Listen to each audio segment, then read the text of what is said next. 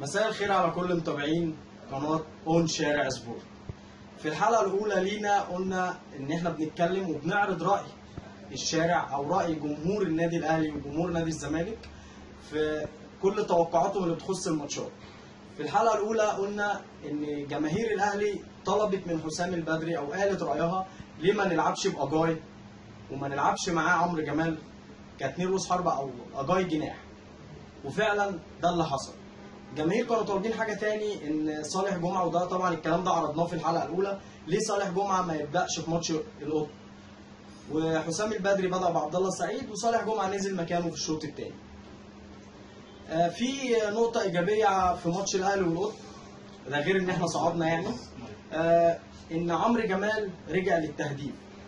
اي نعم القطن ما كانش فريق من الفرق الثقيله، بس عمرو جمال يرجع للتهديف فده هيساعدنا في اللي جاي. ماتش القطن خلص والف الف مبروك للنادي الاهلي وجماهيره، بس نقفل الصفحه بدري بدري ونخش على اللي جاي، لان اللي جاي هنلاعب فريق كبير اسمه الترجي. الترجي مش هو اللي لعبناه في 2012 وكسبناه في رادس. كرة مرة أخرى نوية السيد حمدي، السيد حمدي خطيرة جدا، السيد حمدي والهدف الأول، والهدف الأول النادي الأهلي عن طريق ناجي جدو، عن طريق ناجي جدو في وقت قاتل في الدقيقة 43.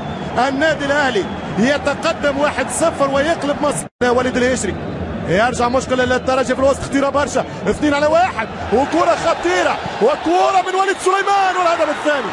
الهدف الثاني لوليد سليمان، الهدف الثاني بعد خطأ كارثي في دفاعات النادي الأهلي. الترجي مش هو اللي لعبناه في 2015 وكسبناه 3-0 في الكونفدرالية واحنا 10 لعيبة لما حسام عاشور اتطرد.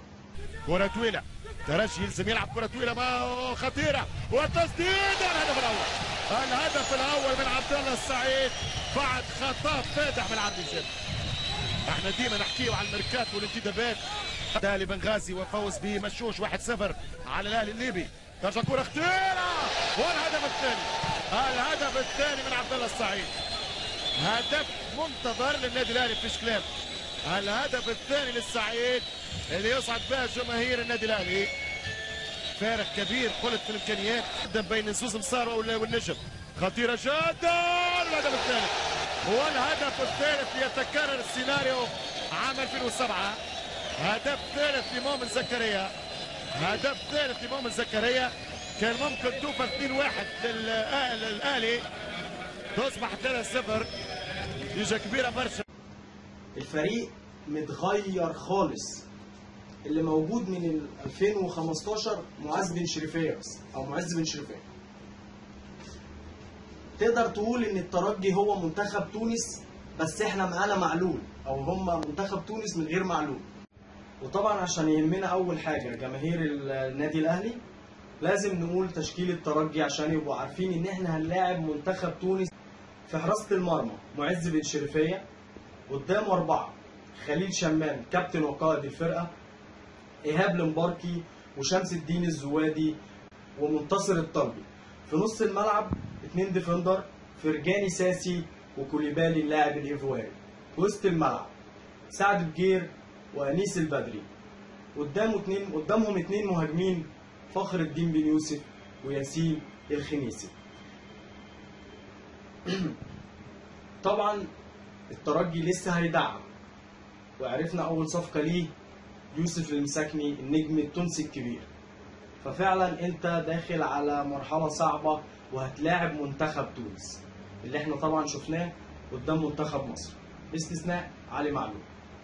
الاهلي طبعا مش هيسكت، الاهلي هيدعم. احمد الشيخ رجع وتعاقدنا مع وليد ازارو، فاضل صفقه واحده في القائمه الافريقيه واحتمال يكون راس حربه افريقي. ده كل اللي عندنا النهارده، ونشوفكم في الحلقه الجايه مع اون شارع سبورت.